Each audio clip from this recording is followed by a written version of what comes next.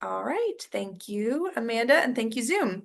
So let's get into today's program. So we are going to be talking public safety and de-escalation today. Um, let's see. So today marks 26 days until the first World Cup match in Seattle. I can't believe it. And today we're joined by Captain Dan Nelson with the Seattle Police Department for a public safety briefing and de-escalation training. Captain Nelson has served with the Seattle Police Department for 20 years. He started in East Precinct Patrol, worked in the Crisis Response Unit, and became the department's first crisis intervention coordinator. In that role, he partnered with community stakeholders to improve policy, training, and responses to behavioral crises. He also has led planning for major events, demonstrations, and emergency management, commanded the Community Response Group, where he oversaw content neutral responses to First Amendment activity. He's also spoken nationally and internationally on the use of force, de escalation, and crisis intervention, and he currently is serving as the principal safety and security planner for Seattle's 2025 FIFA World Cup matches. The Club World Cup matches last year and the 2026 FIFA World Cup. So, Dan, thanks for your service. We're happy to have you join us today, and I will kick it over to you for your presentation. Excellent. Thank you so much, Lee. And thank you all for having me today.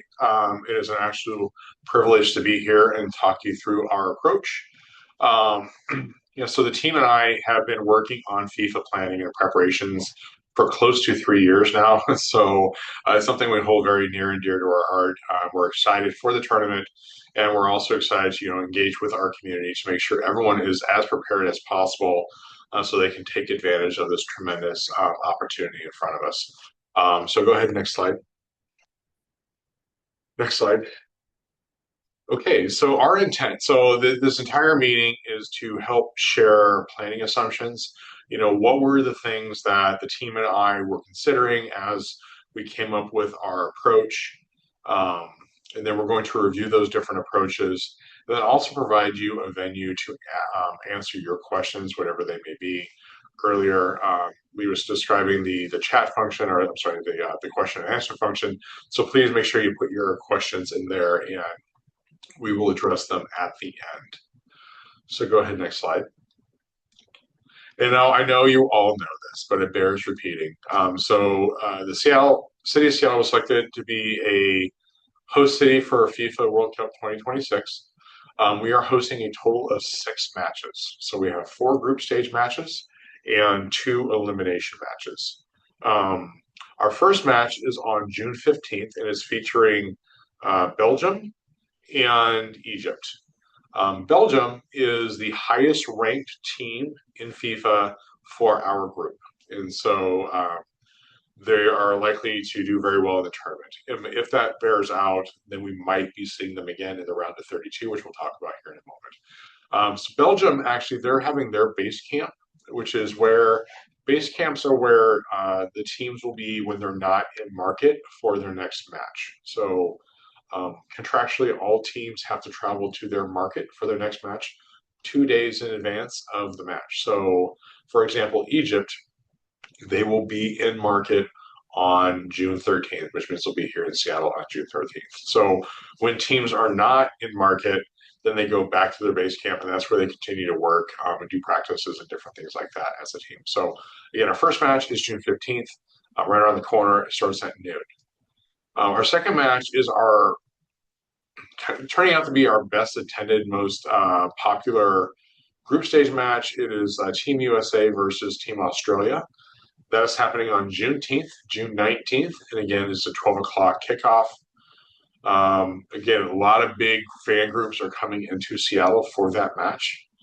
Um, Additionally, on the back end of the June 19th match, which again should let out around 2 o'clock p.m., um, in the evening at about 6:40, the Seattle Mariners are hosting the Boston Red Sox. And so it's going to be a very, very big day in Seattle on June 19th. Our third group stage match is Bosnia Herzegovina and Qatar is playing on June 24th. Again, 12 o'clock kickoff for that match. And then we have our last group stage match, which is capped off with Team Egypt again and Iran.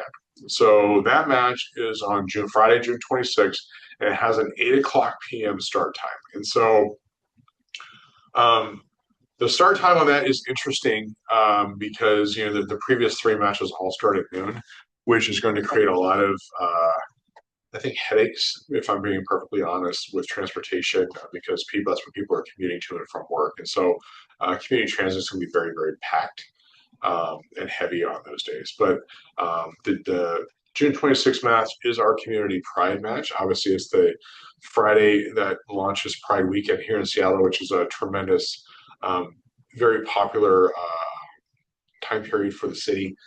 So we are anticipating a lot of activity around that match. Then we move into the round of 32. So that match is on July 1st, has a 1 o'clock p.m. kickoff. And again, we don't know who's playing because that will be determined by tournament success. And so we're excited to host whoever is going to be here. And then our last match, round of 16, will be held on July 6th. And that has a 5 o'clock p.m. start time. So again, we won't know who's playing on that until the round of 32 is completed. So that is the quick overview of the schedule. Go ahead, next slide. Okay, so what are we doing to prepare? What have we been doing to prepare, and what are our planning assumptions? And to make sure that we, as in the city of Seattle, Seattle Police Department, our regional partners, can deliver a safe and secure FIFA World Cup 2026. So the one thing that's been keeping me up at night when I learned that I was going to be, assisting with this effort was the concern about crowd crush and crowd management strategies. I'm not sure how familiar everyone is with international soccer, but over in Europe and other parts of the world, this is a major health and safety factor when planning for soccer tournaments. And so we did a lot of work with FIFA, Lumen Field, which will be renamed Seattle Stadium for the duration of the tournament, as well as international experts, again, in Europe, in South America, in Asia, um, on how they approach crowd management issues. So we are adopting a layered perimeter, um, alternative line queuing strategies, and additional physical security measures. So what does that mean? I don't know who has been around Lumen Field lately, but if you have in the last about week, you'll notice that there's a gigantic 10-foot fence around the perimeter of the stadium. And again, that demarks kind of the property line for the tournament, but it also is there to prevent again um, uh, unticketed people from rushing into the stadium. We've seen that a lot where um, fan groups will plan to surge the gates, overwhelming the security personnel there, and basically force their way into the stadium. So again, FIFA has elected to create a layered perimeter, having that fence on there. We talk about alternative line queuing strategies. So if you think about American stadiums, American venues, usually you have the mass of humanity coming from wherever they're coming from, and then they all get funneled through a ticket check area, and that's also where we check your person. We check to see what you're bringing into the stadium, so on and so forth. So the problem with that is if you have a late arriving crowd, which we tend to see at some soccer matches, you get an overwhelming number of people who are trying to fit through a very narrow or a choke point, and that can create really bad outcomes. So some terrible examples from Europe include cases of asphyxiation where you just have so many people stacked on top of each other, they can't breathe. You end up with crowd rushes where people fall to the ground and they get stomped on. So you have broken bones and concussions and head injuries and other things like that. So our line queuing is going to look different for FIFA. It'll be much more of a Disneyland style queue, so much more back and forth lateral queuing versus parallel queuing. So the idea is, if I'm staged in line, queued for line, I'm facing in a direction that is perpendicular to the entrance. And so any energy I'm putting forward is again offline from the mass in front of me, mass of people in front of me. So that is an example. So again, I just wanted to share that with you all because if you go to the stadium, it's going to look and feel a lot different than what we normally experience at major events at Lumen Field. Second thing we're concerned about is ensuring vehicle board and attack resistant perimeters. so we can ensure all of our pedestrian and business safety. So we have a very robust anti-vehicle plan that is going to go into effect 4 hours prior to each match day or each match. So earlier that we know the first three matches start at noon. So that means that anti-vehicle traffic control plan, it will be implemented at 8 o'clock in the morning.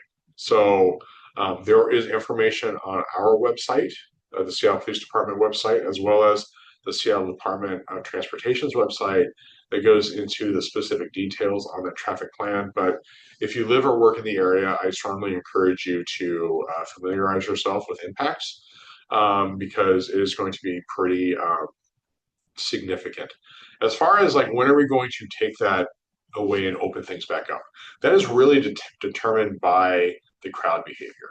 So, and the overall approach is, and we actually saw this last year. Remember, we had the Seahawks were playing a home game, and then the Mariners were playing as well, a playoff game, and there were so many people in the stadium district. There was people just overwhelmed the sidewalks and people were in the roadway, and so we had to come up with a hasty plan to redirect traffic around it. So we're anticipating a similar type of approach, and anytime you have pedestrian flow that's going to overwhelm the capacity of sidewalks, you have to start thinking about street closures. Additionally, and this is very unfortunate, but it is a true fact, um, people using vehicles to ram into crowds as a form of an attack is on the rise. And so we wanted to ensure a space where all of our community, all of the fans, all of the bystanders and businesses and visitors and residents can come out and celebrate FIFA in a safe environment. And so you'll see a pretty big plan outlaid on game days.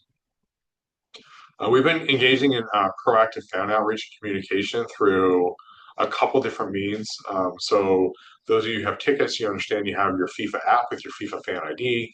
We've been putting out social media postings, public messaging through our partners at the LOC.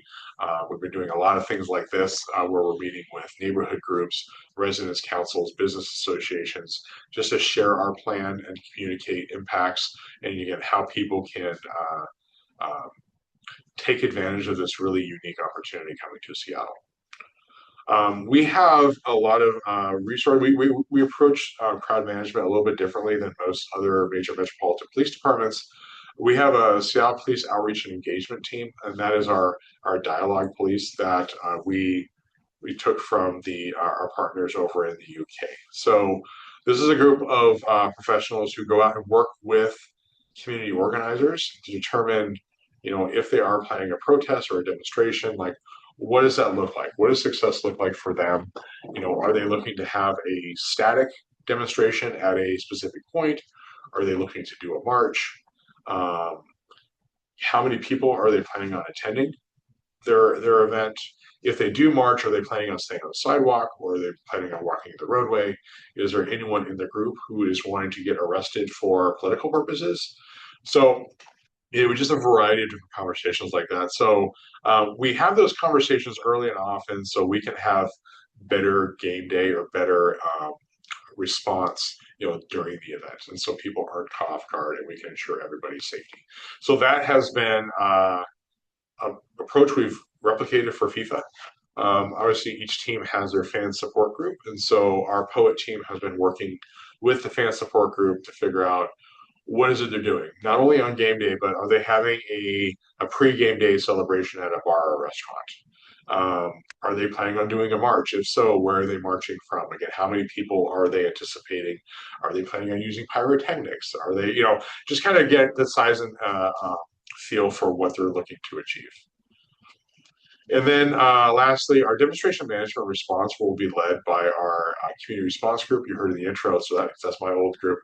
So they're responsible for, again, if there's any direct action needed within the group. And so our approach is we take a content neutral facilitative approach to demonstrations or marches, which means we don't care what you're talking about. We don't care what your position is. We are here in a content neutral approach. Again, here to be very, very facilitative. So our goal is to make sure that everyone has a safe space to express their views. And if we have a group that shows up, let's say we have a group that is going to be on position A, and then we have a counter group that's going to talk about anti-position A or position B. Both are valid. Our job is to keep both of those two groups separate so each of them can express their views in a safe manner. And we will be supported with our partners in the State Patrol. We have established pre-identified designated protest areas around the entire footprint. So if we have gatherings that grow large enough to where they're starting to impact emergency vehicle access points, or let's say it is so massive that pedestrians can't get through or residents can't get through, or there's blockages of rights of way, we will redirect those protests to those designated protest areas again, so they have a safe space to express their views. Go on, next page, next slide. Okay, so communication plan. So it's multifaceted, as I'm sure you can appreciate. So FIFA headquarters is now in Miami, Florida, Coral Gables. So that is going to be the main central intelligence hub for the tournament. Um, any information coming or going from there will be facilitated through the International Policing Cooperation Center, which is a different center that's going to be set up in Leesburg, Virginia. That is staffed with representatives from all of the host cities. So the Seattle Police Department is sending 2 reps to Leesburg, Virginia, as well as law enforcement officers from the participating countries will also be there, as well as your representatives from FIFA and a host of other the 3-letter agencies and everyone else. So that is going to be the main conduit of tracking storylines through the different venues across the tournament. Information sharing and flow will work through the Fusion Center. There's actually a national Fusion Center network. So Washington State has its own Fusion Center. So that's going to be the main conduit of information in and out of the different venues across the tournament. And then lastly, we'll be supported, game days through our real-time crime center. Again, we do have a network of CCTVs which we can turn on if we receive a credible threat. So they are positioned to assist us with situational awareness and incident response. Again, not police-centric communication plan. Again, we talked about the FIFA app.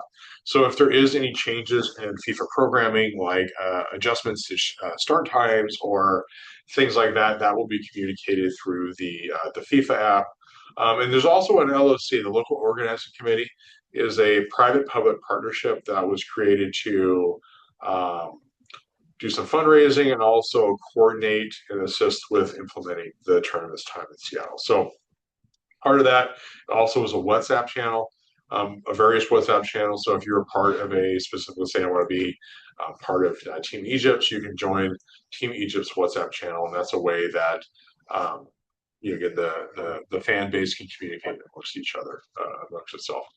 Alert Seattle. So if you haven't done so, if you're a business isn't subscribed with Alert Seattle, I strongly encourage you to do so.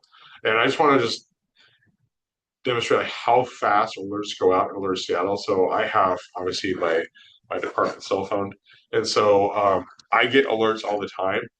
It's almost simultaneously I will get an alert from Alert Seattle as I do for, again, police related emergencies or traffic closures or any of that stuff on my department cell phone. So it is a really good way to set your business up for success as far as just staying informed if there is any major events happening, if there's traffic impacts or any of that stuff. That's all managed through the Office of Emergency Management, and they do a great job with it. And lastly, we have ability in the Emergency Operations Center to push called WIA alerts. So what this means is they can essentially on a map draw a lasso around a map and hit push and push a message to all the cell phones in that area. So if we do, let's say, have an active shooter, we want everyone to shelter in place. Everyone might not be register for Alert Seattle, right? People are traveling from all over the world. So we have an ability to get to target messages to a specific geographic region through the WIA emergency alerts. Go ahead, next slide. Okay, so what can you do for your businesses, as we're preparing for FIFA? Again, this is a tremendous opportunity. The early forecasts were 750,000 additional people on top of our normal peak summer tourism coming into our region to celebrate and participate with FIFA. So that creates a tremendous opportunity for businesses, but you need to prepare, right? And I'm sure you all have been doing this, but these are just some general tips and tricks that I wanted to offer as far as what you and your organization can do to prepare. So. Um, Going through your emergency call rosters, right? Is that representative of your current staff, right? Do we have people on there that no longer work for it? Is everyone's phone numbers and home addresses, are those current? Right. So just verifying that information, reviewing all of your emergency evacuation plans, right? Like, are they up to date? When was the last time you looked at them? Go do an audit. Make sure that all of your exits and evacuation routes are clearly marked and illuminated if the lights go out. Recommendation to have first aid stations set up and ensure any AEDs, automated external defibrillators, are accessible. And then, do you have a contingency plan for backup power sources for lighting, sound, and communication systems? Um, and then, lastly, guest preparedness. Share safety information. If we have people who are going to be staying in the space for a while, make sure that they know where the emergency exits are. Make sure that they can see and verify understanding on where they can go for additional assistance. And then also encouraging them to report suspicious behavior. Like, hey, you're going to be staying with, let's say you're a hotel, like you're staying with us. Like, please, there's going to be a lot of people in the area. If you see something that doesn't look right, or you're just not sure, like, please let someone know, so we can track that down, make sure nothing bad is happening. Go ahead, next slide. Theft and fraud protection. Unfortunately, with large scale international events, the chance for or the increased exposure for theft and fraud only gets worse. So, some general suggestions: strengthen physical security, like who has access to, again, keys to your building or prox cards. I know we're in a digital age, so who has access? Again, do we have previous employees that are still on your access control roster that can come into your building? Surveillance. If you take advantage of CCTV, is everything in good working order?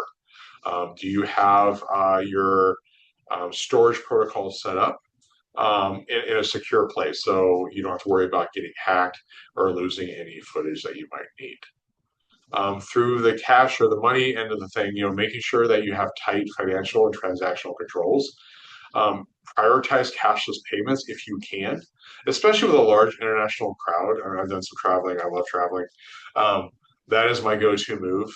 Is alerting my bank or credit union and say, hey, I'm going to country X, and so they're aware that I'll be making transactions in that area. That way, you're not fumbling around with cash. Making sure that you have point of sale monitoring, and then on the back end, segregation of duties. Make sure that whomever is counting the money is also not preparing the deposits and also certifying the deposits. And it's just best business practices. If you have one person responsible for all of it, fraud can't occur. Whereas if you have kind of a separation of duties or balance of power, however you want to look at it, you can help at least identify and prevent that from happening. Implementing cybersecurity safeguards. Make sure your Wi-Fi is secured. Again, you don't want to make your system or your network hacked. So make sure you have good um, controls. And then also, if you do want to set up a guest password that have a firewall up, and like, this is the type of information that you can access through our Wi-Fi, and this is what you can't without a secure password. Device protection. Again, make sure all of your point of sales or Nests or CCTV networks also have a good, strong password. I think we're all familiar with what happened at the Louvre this last summer, which, by the way, their password was Louvre, which is just mind-boggling. But yeah, make sure you have good, strong passwords so you don't get your system hacked. Um, and again, be aware of phishing scams on related to delivery or vendors or anything else like that. And then lastly, ensure you have a robust incident response protocol and that all of your employees are aware and familiar with what your expectations are for them if there is some type of an incident. Go ahead, next slide. De-escalation. Okay, so this is something that's near and dear to my heart. Again, I spent a lot of time in the crisis intervention space, and I'm happy to talk about this. So there will be conflict. There will be conflict between different members of the community. There might be conflict between a community member and one of your employees. There could be conflict between two different employees. You know, crisis abounds. So, some tips and tricks on de-escalation is just focusing on empathy and active listening when you're dealing with people who are escalating. It's not about solving the problem. I don't know who here has seen that It's Not About the Nail little video on YouTube. It's fantastic. I highly encourage you to check it out. Um, it's a comedic. If you look on it, essentially there's a woman with a nail sticking out of her head, and she's complaining about how she has headaches and her sweaters keep getting snagged and so on and so forth. And her partner is like, "Well, you have a nail in your head," and she's like, "Stop trying to fix it. It's not about that." So that just demonstrates, like, again, people in crisis, people who are escalated, just want to be heard. And so that is my recommendation, is just listen to what they're saying. And then once you have some rapport established, then you can start working on mutual problem solving. But, focusing on empathy, they might be scared, they might be angry, they might be a lot of different things. And so, try and put yourself in their shoes, and see, how you guys can work together to solve the problem. And again, it's important to approach each community member and situation patiently with an aim to understand and acknowledge concerns. Okay, we have to. The key for de-escalation is time. That is the one thing. So, what happens to people when they're in crisis and there's a state of referred to as physical arousal? So, if I get really angry, my heart rate increases, my respiration rapids, goes faster. And because of that, my brain, I start going into fight or flight. And so I don't have access to my normal um, cognitive processes, right? And so communication becomes a challenge and everything else like that. But the good news is nobody can maintain that level of crisis. So if I choose, so you know what, Dan is just going to choose to hyperventilate for the rest of my life. That will last for a couple minutes, and then I'm going to pass out because, like, I just can't physically sustain that. Um, and so I say all that. So if we're focusing on empathy and we're using active listening and making people feel heard and communicating with them, asking them open questions, they are going to answer the questions. And when you talk, and also you can't really talk if you're hyperventilating, you're going to have to physically slow your breathing down to communicate with somebody, which is good because that's going to lower heart rates and that's going to um, promote rational thinking and problem solving and things like that. So, active listening is great. Open-ended questions are great. Just give it time. And then also, once we identify the why, it's going to take, you can't get there. Right? You have to give it time. But at some point through your de-escalation efforts, you're going to figure out, like, what is the trigger? Like, what is the acorn that started this entire thing? Then once you identify that why, you can start again proactively problem solving with the person in crisis to find a workable solution for everybody. And again, I'm sure there's going to be a ton of questions on that, which I'm happy to answer at the end. Go ahead, next slide. Okay, so I mentioned them earlier. So our local organizing committee is, again, it's a private-public partnership that was created to, again, do fundraising and help us put this entire tournament on. They have been a tremendous resource, very, very skilled professionals in a bunch of different disciplines, and then they've been great. And so I wanted to plug them. It's a great resource. They have all kinds of information on their website. I understand we are going to be sharing this slide deck out at the end. So feel free to Google them, follow the link, go to their website. There's a ton of information on there, and they have been, again, just tremendous, tremendous partners. And then there's the City Sales Special Event Office. So they have been doing just a enormous amount of work with event permitting. Um, for, again, neighborhood watch parties or all of our fan celebration sites, as well as street use permits. And so if you have a location and you want to extend out into the public right of way, like extend out into the sidewalk, you can't get a street use permit for that. So I encourage you to go through the special events office website at the Seattle.gov. And so there's all kinds of different information and tools and there are playbooks on how you can activate and take advantage of this opportunity. So on both websites, so I would encourage you all to visit those websites. Go ahead. Okay, risk mitigation. Like, so what are you going to do? Like, there's everything's a risk. Everything's a risk. And so you all know this. You can say, nope, we're locking everything down and we're not allowing any people into our business because we don't want theft and fraud. Like, you can do that. It's a very, very conservative approach to this. And you probably won't be able to monopolize on the event. Or you can go the other way and say, you know what? It's going to be a barn burner. We're going to open all the doors. We're going to be open 24 hours a day. We're going to have limited staffing because we want to increase our profit ratios and everything else like that. Maybe a little risky because you might be subject to more or exposing yourself to more theft and fraud and different things like that. So it's up to every business to find that balance on, what risks are you willing to take on versus what risks are you not willing to take on. Just to identify some possible hazards. Obviously, safety concerns. We want to make sure we have enough staff.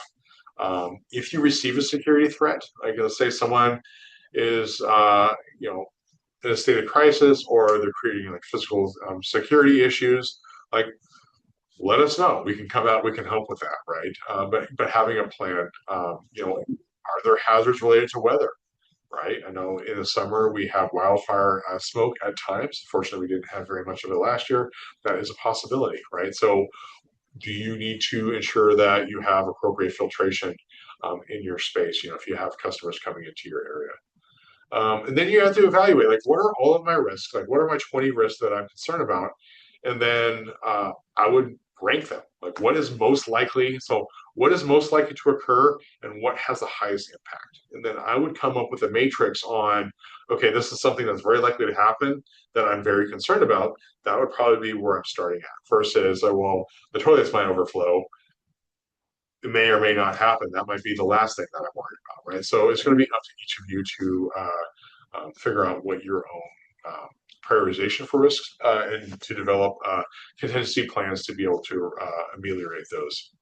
Again, do you have backup plans for your critical elements? Venue, power supply, transportation, catering. Earlier, I talked about impacts in the Pioneer Square area. We've been doing a lot of business engagement, and I know majority of the businesses in the space have been working with their vendors to change their delivery schedule so it's not impacted by the traffic closure. So I would encourage the same thing for you all. Again, ensure health and safety preparedness, have trained first aid and medical staff on site if applicable, as reasonable. Plan for crowd flow to prevent congestion and accidents. So if you have a smaller space or do you want to differently, if you're anticipating a lot more foot traffic, is identifying clear markings on the floor that shows how you would like to see crowd flow move around your space. You might want to consider that. Having a communication strategy not only within your agency or your organization, but also with your community and your uh, oh goodness, customers and things like that. If you have volunteers and staff, again, pre-brief them before the shift starts. Hey, everyone, remember, this is our emergency evacuation plan. This is where our emergency contact list is. This is where our first aid stations are, just so everyone's aware of the footprint on game day. And then also pre-approving or preparing messages in advance of anything. So, like, can you like, let's say, you have a power outage, right? And you have to close up shop. Like, do you have signs pre-printed, or is that something that you're going to try and create right there? If you run out of a product, what is your strategy for messaging on your social medias to alert your customers? And then also, right size up. Hey, we're out right now. We're planning to get some more tomorrow at 8 a.m. or whatever else. So we've taken this approach. We've pre-scripted emergency evacuation and a variety of other messages. So we're not trying to come up with it in the moment of an emergency. Like, we can just go to the playbook and just read from that script. Go ahead, next slide. Human trafficking awareness. So this is something we've been taking very seriously. Again, unfortunately, with large-scale international sporting events, human trafficking increases. So the Seattle LOC had worked with the Business Ending Slavery and Trafficking organization to come up with a variety of community oriented and business oriented human trafficking awareness trainings for staff. I know I did a presentation a couple weeks ago, and they still had, I think, 2,000 free licenses to give out. They're really trying to push information out to the community and businesses. And so it is, from what I understand, it's virtual training, and it just basically orients businesses on what they can look for to identify human trafficking victims or suspicious behavior.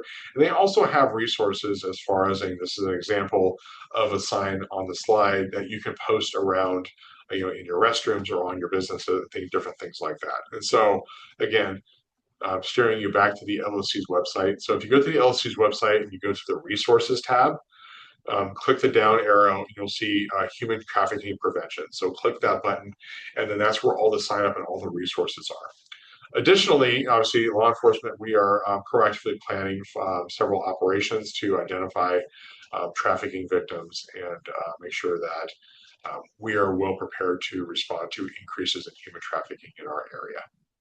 Go ahead, next slide. And that's it. That's it. But I'm happy, as I mentioned earlier, to take questions. And yeah, if anyone has anything.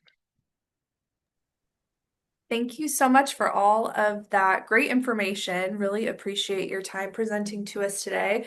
Um, Certainly hope none of us on the call need to use any of these de-escalation tactics, but glad to feel more prepared. We'll get to audience questions in just a minute, but first I want to share a few resources from the Chamber. So first, after launching our small business readiness playbook, we heard that business owners wanted a more hands-on, personalized training for their staff on that content. So in response, we developed a workshop toolkit. So that's a ready-to-use facilitation package with an agenda, worksheets, and a curated list of speakers that you can reach out to. So your business would then use the toolkit to train your frontline teams locally and tailor the content to your specific needs. So there are topics in there like business readiness, marketing, special topics, safety. Today's speaker, Captain Nelson, helped us pilot the workshop. So the modules can be mixed and matched to accommodate your needs. So head to the QR code on the left side of your screen if you'd like to learn more about hosting one of those workshops.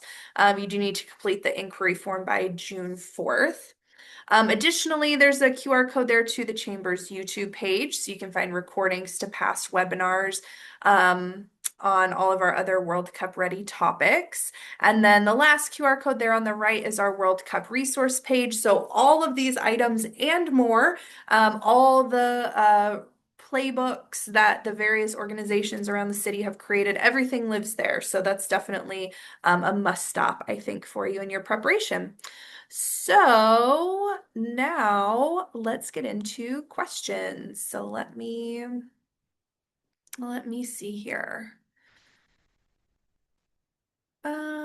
Okay, so we have a couple of questions here from business owners in the Chinatown International District and are curious what the plan might be for that 12th and Jackson space when we're anticipating additional crowds this summer. Yeah, that's a great question. And so I want to foot stomp a couple different approaches we did for staffing. So we were very careful not to pull from 911 response to staff the tournament. And so all of the officers you see in and around the footprint, those are extra officers to include a bunch of support from, again, mutual aid agencies, so other law enforcement agencies in the area. So 911 response would be at the same level as a normal day. But the question around the plan for 12th and Jackson and other areas, again, will be, again, continuous operations like we've been doing. So I know that area has seen success with the downtown activation team and efforts around that. So that will continue moving forward as per the usual. We are organizing extra emphasis patrols on non-match days. Again, because we are anticipating they're going to be in the area and they're going to be doing something on non-match days, and so we need to make sure that um, everyone's feeling safe and secure as they're moving around the area. Again, not only downtown but up in the Chinatown International District, Capitol Hill, and a bunch of other areas. So I hope that answers your question. Um, and then the second question is Chinatown International District is also at the exclusion zone.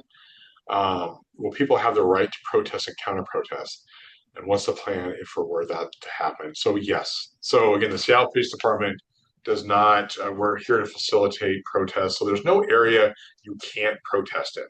Obviously, if you're on private property and that behavior is unwanted by the property owner, manager, or representative, they may ask you to leave because it's impeding their business. But we, the Seattle Police Department, the government, are not saying you're not allowed to protest. What we will say is, if we do have a protest that emerges, we will send resources there. Again, as I mentioned earlier, talk with the community organizer, the protest organizer, determining what is it you're looking to accomplish. Are you looking to stay static? Are you looking to march? If you are looking to march, where are you headed? Are you planning to use the sidewalks, or are you wanting to use the street? How many people are you anticipating? Is anyone in your group planning on wanting to be arrested for political purposes, so on and so forth. And so we will define that. And if people say, no, we're going to link arms and we're going to protest by blocking the intersection of 12th and Jackson, obviously we can't allow that. There's a variety of different reasons why. And so we will say, no, you're more than welcome to have this demonstration here, but we are going to direct you to a nearby corner sidewalk area. So again, traffic can continue to move. Additionally, we have procured um, new materials to create designated protest areas. So it is bright orange lane delineators, as well as snow fencing, which is a 4 foot high plastic, bright orange mesh. And so we can create a quick kind of protest area for people. And we also have signage that's we attach to it that says designated protest area. So it's very, very clearly defined. So again, we have plans for that around the footprint, but if we get any other impromptu demonstrations that we weren't prepared for, we can deploy those relatively quickly. Question on ice. So, bobblehead up front, no, we're not. So back up. So major special events all get what's called a special event assessment rating, a SEER rating. And it's a scale of 1 to 5. And just to orient everyone, so a level 1 is like the Super Bowl, right? So really, really big event. A level 5 would be like if Dan's going to have a neighborhood barbecue, that would be a level 5 event. Nobody cares, except for the people who are going to enjoy my delicious barbecue. Anyway, and so somewhere in the middle, you get a range. And so all of our matches here in Seattle have a SEER rating of 2, which is pretty high, but it's not a 1. As a result of a SEER rating 2, we were assigned a federal coordination team to assist in mobilizing federal resources. So at the outset, I was very clear with our federal partners that Seattle's position on being a welcoming city and what our community values are, and that we weren't going to um, you know participate in any immigration enforcement whatsoever. All of our federal coordinators have been fantastic partners and very respectful of that, and there has been no pushes. And then additionally, I asked um, very specifically, like, are there any planned civil enforcement operations planned for Seattle during the tournament? And I was told no.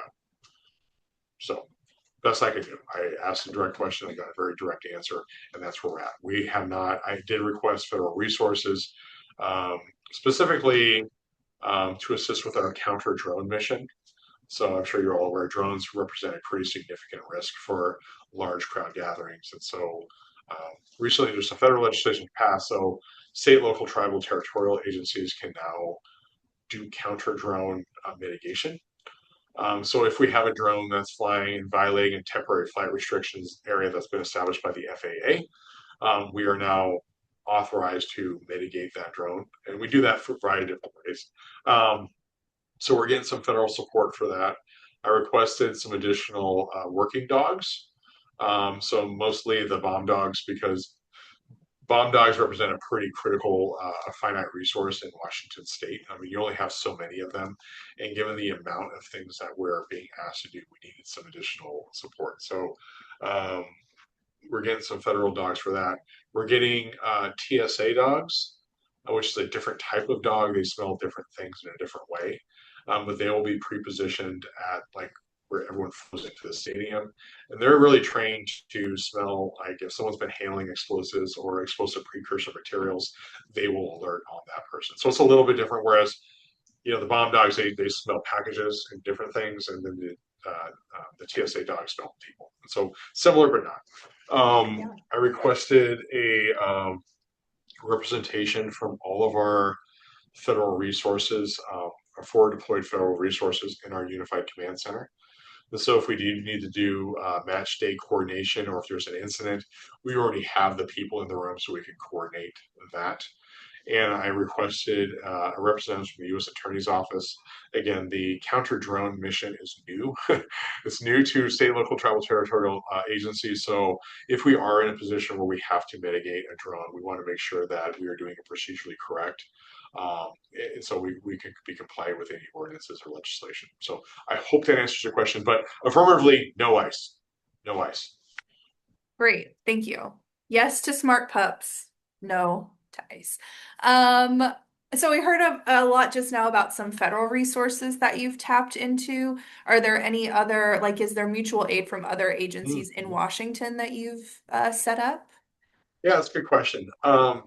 So we are working with mutual aid partners, and really they go into two buckets. Is the best way I can describe it. So we have a pretty intense escort mission we have to do, like escorting the team buses everywhere and the dignitaries and all the things that you can imagine. So I put out a mutual aid request and received mutual aid support for that. And tremendous response. We're getting assistance from the Washington State Patrol, um, our partners over from the Kennewick Police Department, Linwood Police Department. So from all over, they're coming in to assist us with that mission. Then we have the other bucket, which is really our last mile area. And so that is the area immediately around the stadium. So think all of our transit hub between Pioneer Square Station, the CID station, Stadium Station, and into the stadium. That's our last mile. So we're having just a whole bunch of different agencies assisting us with that. And so each officer from another agency will be partnered with an SPD officer because they might not be familiar with our area. So again, we want to set everyone up for success. So we'll be partnered with SPD officers to help us on game days. Great. Thank you. Um, Will it, when the teams are coming from their, I assume, hotels, or is it like a full street shutdown situation as No, they're it's a getting to the? rolling. So first off, all the team buses are going to have those big wraps, the vinyl wraps around it. So it'll be very, very obvious who they Yeah. are. Okay. Very obvious. And so they will be escorted.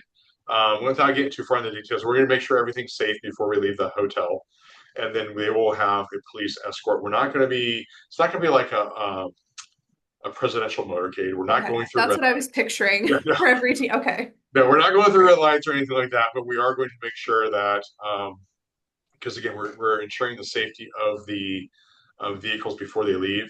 And so we just want to make sure we keep eyes on it all the way through because they're going to flow directly into the stadium when they get there. So yeah, they will be escorted. Great. Thank you.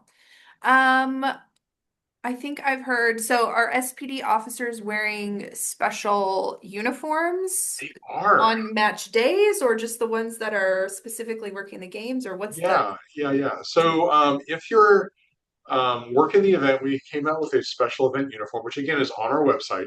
So on our website, in the upper right hand corner, you'll see FIFA guide. So click that button, and there's a whole FAQ in a variety of different languages. There's a little language drop down, so you can um, navigate it that way.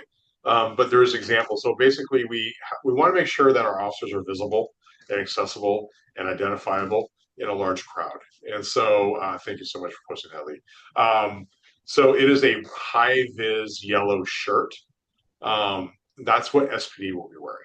And so, but you might happen across officers who aren't assigned to the event, who are just doing patrol operations or doing what they will be wearing something very similar to what I'm wearing, just your normal SPD uniform shirt. And then also of note, we did authorize a different type of badge. And so this is our FIFA badge. You can see it's got a little soccer ball on the top and FIFA in the middle here. So this is an authorized badge. Again, examples of this is also on the website. So, but yes, game day officers will be, for the most part, work wearing the high vis yellow shirts. There are some exceptions for some of our specialty units because of technical things, which I won't get into. And will those officers who are specifically supporting the matches have any translation support? I can imagine a tourist coming for one of the games needing help and not, having maybe some communication issues. Yeah, yeah. So every Seattle police officer, as well as our communication center, has access to language services. We have had access 24/7. So if Okay. at any time anyone needs, English is not your first language, whatever, we can work through that with them. It's an application. It's Subvani, just on our phone. And then we also just onboarded a new uh, video-based thing. So if someone is an ASL communicator, we can do the translation through that. So any officer of the footprint, any officer of the city will be able to help assist with that. Wonderful. Thank you. That is all the questions that we have from the audience. Do you have any final thoughts or No, that you'd I like just to hope share? everyone has a good time. It's definitely there are going to be some challenges, but FIFA hosting FIFA definitely represents a amazing opportunity for our businesses to kind of showcase their approach and their service on a global stage. And so I encourage everyone to think outside the box and take advantage of the opportunity. Wonderful. Thank you so much to Captain Dan Nelson with SPD for sharing with us today and taking questions. Thanks to you all for joining. Again, we'll share this out after the event and it'll be on our World Cup resources page. Thanks so much. Happy World Cup.